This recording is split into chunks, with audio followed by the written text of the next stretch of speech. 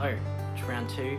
Got my January books here, and yeah, again, doing this for my own education and entertainment. So yeah, let's go for the first one. So first, got my Christian book here, Not Yet Married, written by Marshall Segal. I'm not sure. Anyway, he's a writer for desiringgod.org, and he is married with kids, so he's qualified to talk about dating. But really, it's not actually a book about dating. When you look into it, it's really just talking about how to live for Christ and to have Him as your top priority and identity. A lot of Christians seem to think that all their problems will be solved when they get married, or they look to marriage to sort of give them more meaning. But marriage ultimately is supposed to point us towards Christ and help us to develop our relationship with Him. So yeah, it was quite a good try to take the focus away from dating and our culture, very focused on romantic relationships. And sometimes in the church, single people aren't catered to very well. So I thought it was very, very interesting, good read, especially if if you're single yourself. It doesn't matter if you're looking to start dating or get married or whatever. I think it's a good thing to look at before you enter the world of dating of other people. So yeah, I'll just read the blurb. Many of you grew up assuming that marriage would meet all of your needs and unlock God's purposes for you. But God has far more planned for you than your future marriage. Not Yet Married is not about waiting quietly in the corner of the world for God to bring you the one, but about inspiring you to live and date more for now. If you follow Jesus, search for a spouse is no longer a pursuit of the perfect person, but a pursuit of more of God. He will likely write a love story for you, different than the one you would write for yourself, but that's because He loves you and knows how to write a better story. This book was written to help you find real hope, happiness, and purpose in your not married life. So yeah, I definitely found this book helpful. It's easy to get caught up and realize that you're focusing on the wrong thing, and it's made me realize I'm not ready to date yet myself. But yeah, so an example of a line that I thought was quite interesting. In a section called "A Love Declared, Not Discovered." If God does call us to marry, we will have to relearn how to love. The beauty and joy of Christian marriage is not compatibility. That feels like the rare jewel we're all hunting for in our dating relationships. But relationships and marriages don't stand out or last because the two of us make sense together. No, the beauty and joy of Christian marriage is Christ, shining in our joyful and unwavering commitment to each other, even when we're least compatible and least deserving of each other's love. So it makes you realize, there's no really such thing as a soulmate, in the sense that there's such thing as a perfect relationship. I mean, everyone that you meet isn't going to be perfect for you. There's going to be issues. But the thing that makes a Christian marriage particularly long-lasting is that it's focused on the love of Christ, that helps us get through it instead of our own love, which is failing. So yeah, I really, really like this book. It teaches you how to look to Christ for joy instead of other people. Even though it's good to rely on other people, our identity should be in Christ first and foremost. So yeah, definitely 5 out of 5 would recommend to any Christian who is single or dating or married. It's helpful. Alright, next book. Okay, the next book that I have is called High Risk by High Risk by H.I. Larry. And H.I. Larry is a pseudonym, which I found out, of the writers Hilary Badger, Chris Morphew, and Meredith Badger. And I used to read all these books as a kid. I loved them, and this was sort of just something I saw on my shelf. I thought it would be funny to read through it. It probably took me like 10 minutes. So look at all of these Zach Power books. There's 25 of these normal ones, and these are all the ones that I read as a kid. But I had no idea that you can keep scrolling, and there's Mega Mission, Test Drive, Extreme Mission, Special Files, Omnibus. It's crazy. There's so many. But I used to want to be Zach Power when I was young. So cool.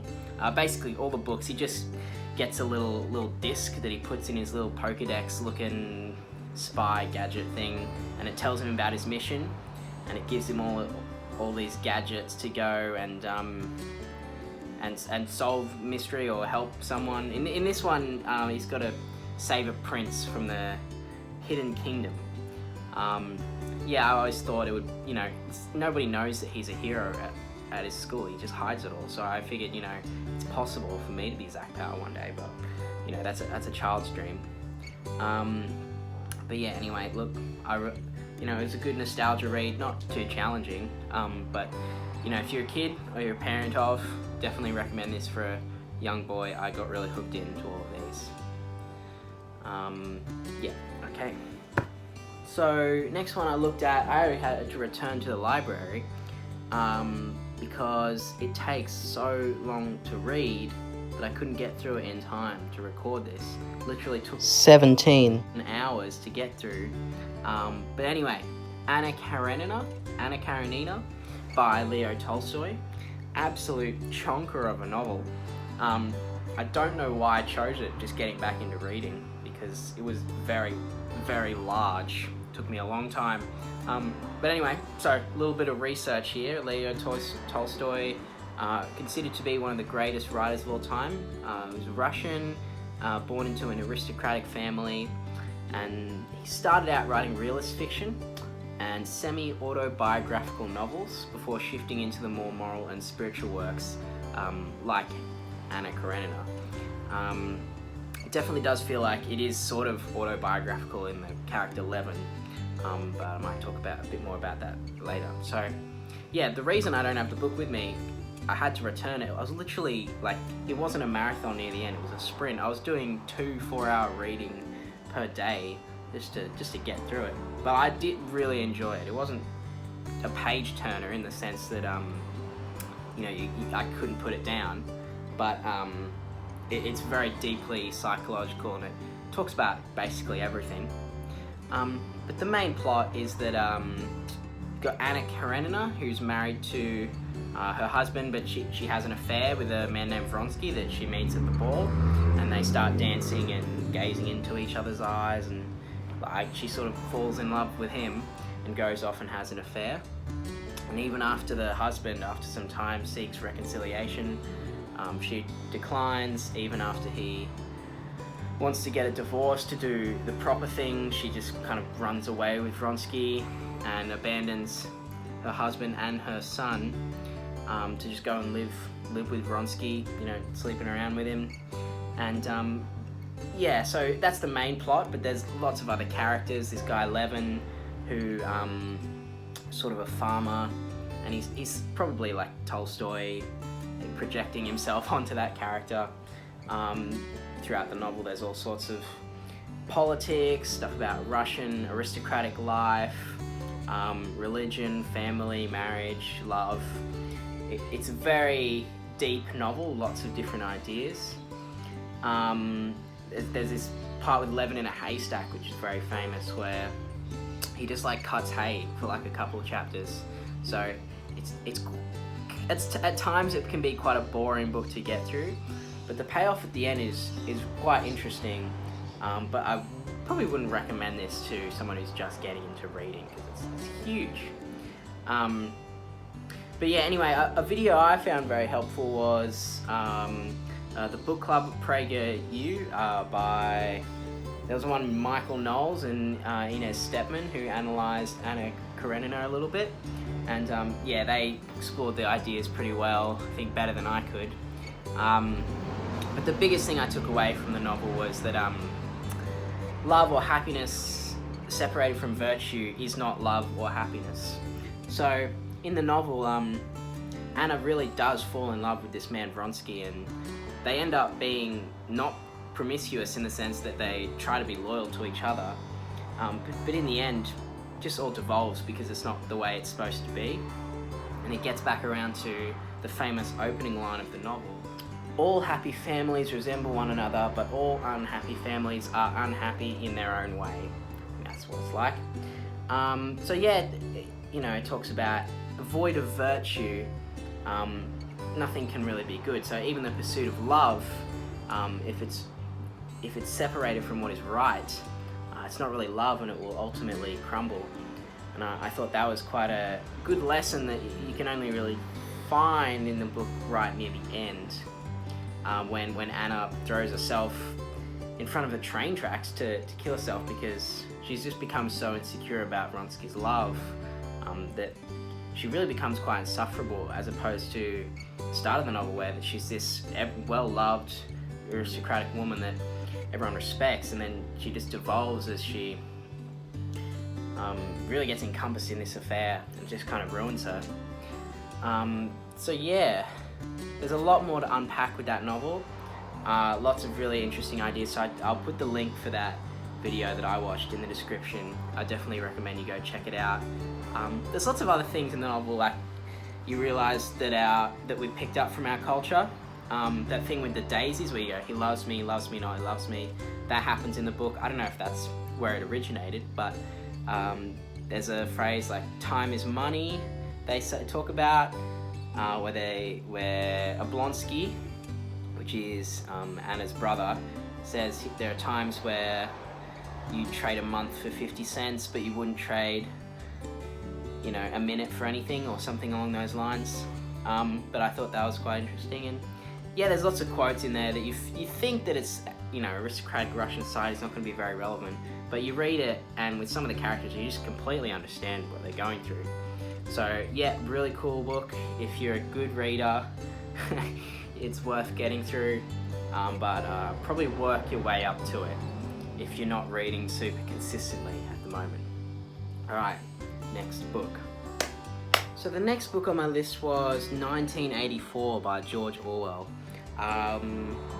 Really enjoyed this one. It's a dystopian novel, very famous English literature. So George Orwell, he's known as Eric Arthur Blair, this is his pen name, was an English novelist, essayist, journalist and critic, and his work is characterized by lucid prose, social criticism and opposition to totalitarianism, in addition to support of democratic socialism. This is just a diagram of communism and socialism for the interest of anyone who doesn't know. So he's definitely a political writer, and I thought it was interesting in contrast to aestheticism, which was the idea from Dorian Gray, where the book sort of suggests art for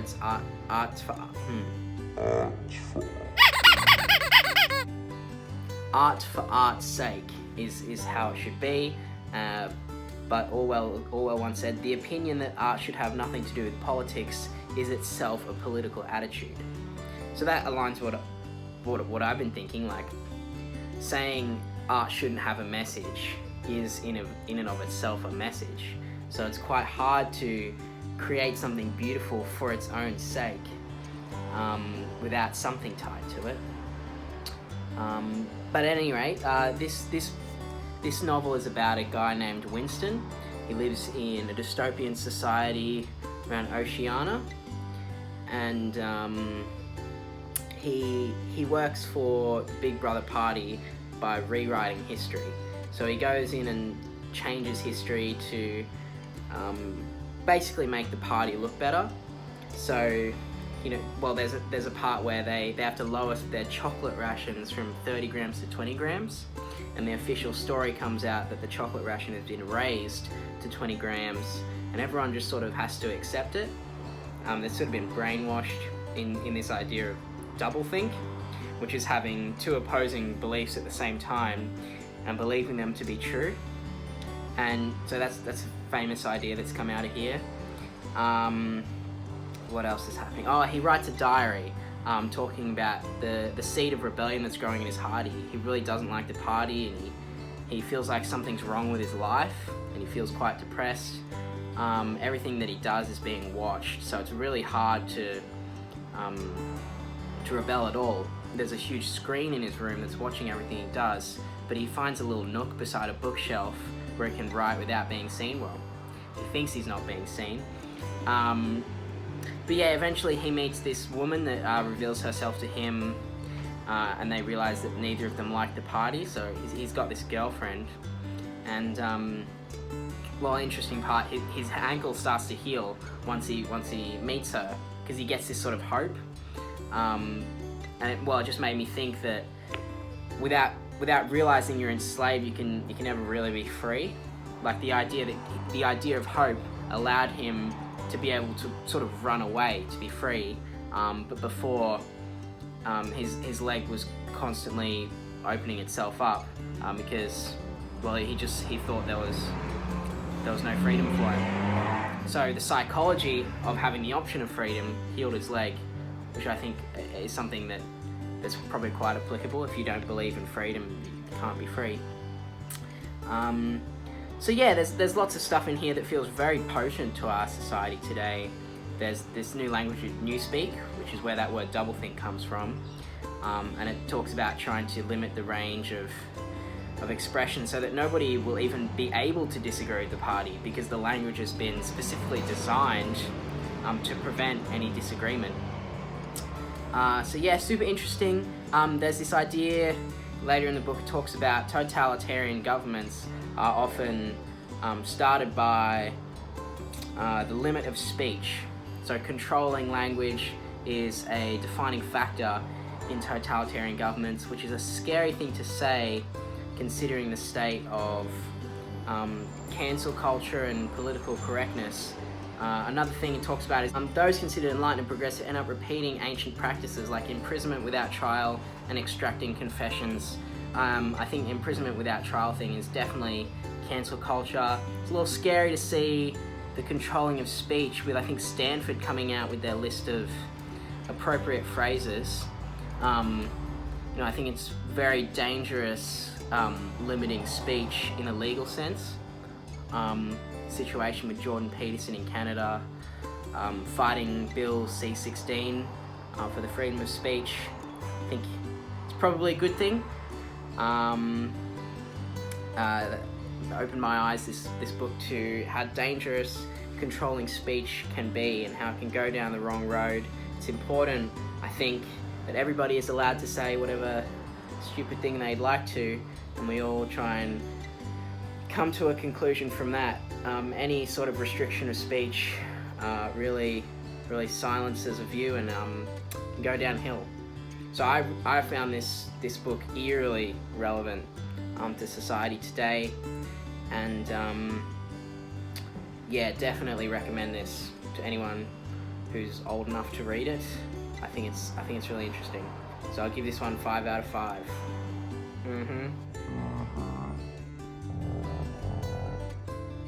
Right, so yeah, those are the 4 with Anna Karenina on the top here that I read in January. I've got a couple for next month, maybe Crime and Punishment. I'm reading Brave New World, which has been linked to 1984 as another famous dystopian novel. So yeah, hopefully this was interesting to someone, and happy reading. See ya.